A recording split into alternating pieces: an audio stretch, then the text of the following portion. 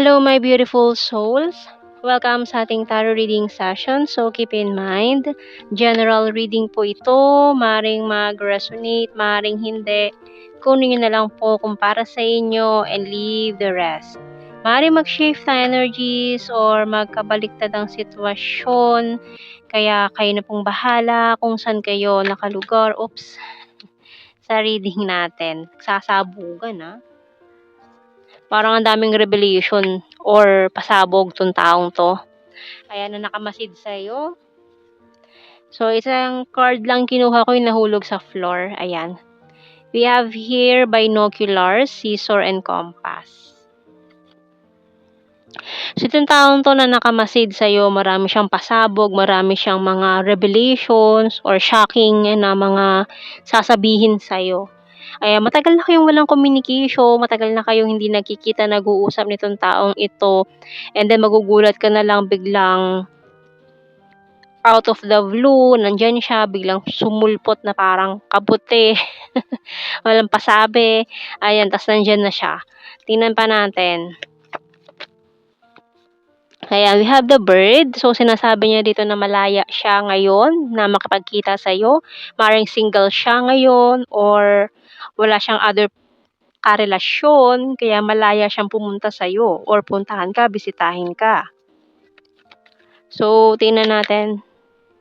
We have here the falling star, Aquarius energy.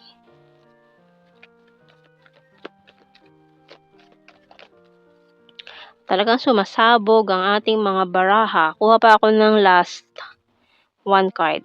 Ayan. Ito na lang. Airplane. So, may pagka long distance situation ang naganap dito. Maaaring lumayo siya ng lugar or napalayo talaga siya sa'yo ng bongga. Maaaring for some of you sa ibang bansa, camera yung bottom card. So, ayan. This person is watching your pictures or may mga pictures pa siya na nakasave sa kanyang device. Sinave niya sa email, mga ganon. So, tingnan natin. Tingnan niya yun kapag namimiss ka niya. Tingnan natin message ng Archangels. We have here breathe by Archangel Raphael.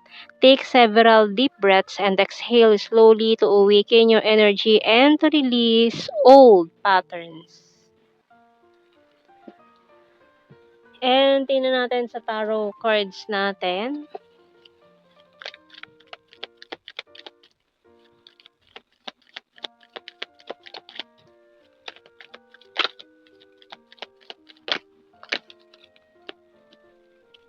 Okay, the King of Cups.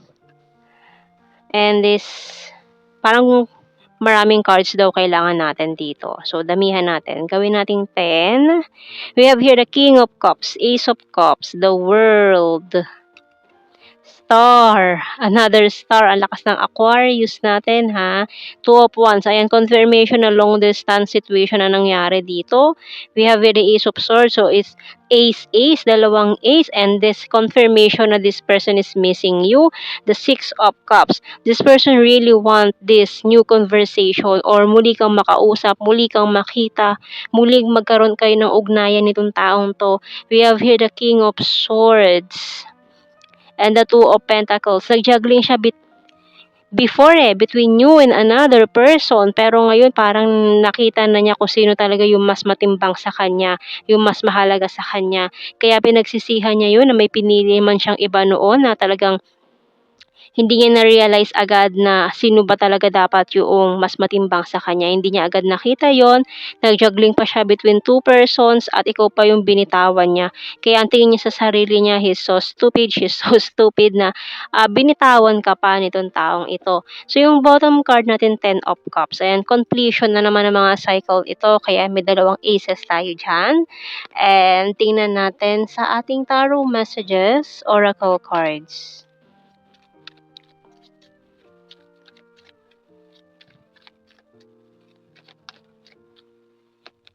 Sorry, I'm wasted.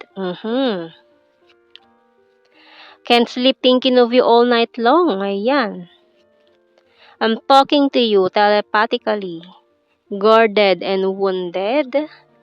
I'm honest to you. I want solid foundations. I'm isolating myself to reflect, and honesty is the best policy. I'm addicted to you, ang ating bottom card. So, hindi pa rin nawawala yung pagkahumaling niya sa'yo until now. So, tingnan natin the hidden truth. Sa the hidden truth oracle cards natin. I'm so attracted to you. I can't stop thinking about you. I feel you even though we are apart. We will be together again. Just being near you is intoxicating. You don't know how hard it was to let you go. It was my fault, but I blamed you, and I regret lying to you. Yung bottom card natin dito, I knew exactly what I was doing. So, noon kasi sinabi niya, alam ko yung ginagawa ko, na ito yung taong gusto ko, yung pinili ko. Ayan, between you and this person na pinili niya. Ayan, pero nagsisi siya ng bonggang-bongga dahil yan, Five of Cups, it's regret.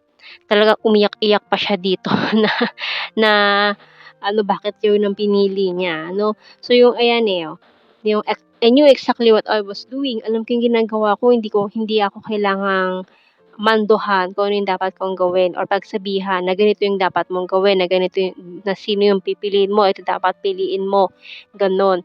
So, hindi siya nakinig. So, ayun, di ba? Sisi siya ng malala. Okay, so tingnan natin sa initials. Let's see some initials. At lumilipad si X.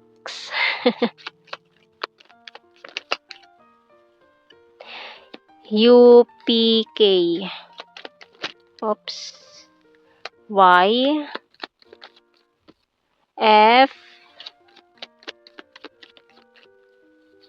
H. V. M. Bottom card Q.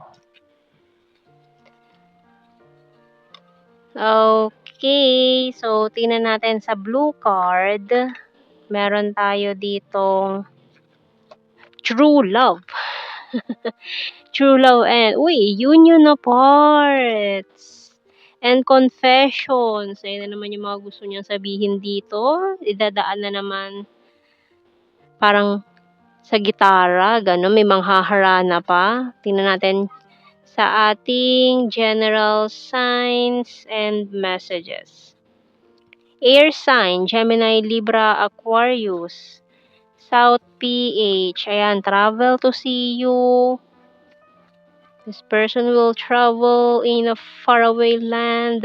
September, very lucky. Divine masculine. Shy at first, fantastic friend, crazy for you, nag-overthink, very loyal, long distance talaga ito, amazing and perfect smile. Cold City. January, December 2, Good Heart, Beach. Ayan, baka magpunta pa kayo ng mga beach niyan. Coins, Earth sign, Taurus, Virgo, Capricorn, 6, and Mountain. Ayan, magma-mountain daw kayo. Marami siyang gustong puntahan with you. And Wands, fire sign, Aries, Leo, and Sagittarius. So, yan ang ating reading, my beautiful souls. Thank you for watching. Take care and God bless. See you in our next reading, guys. Bye-bye.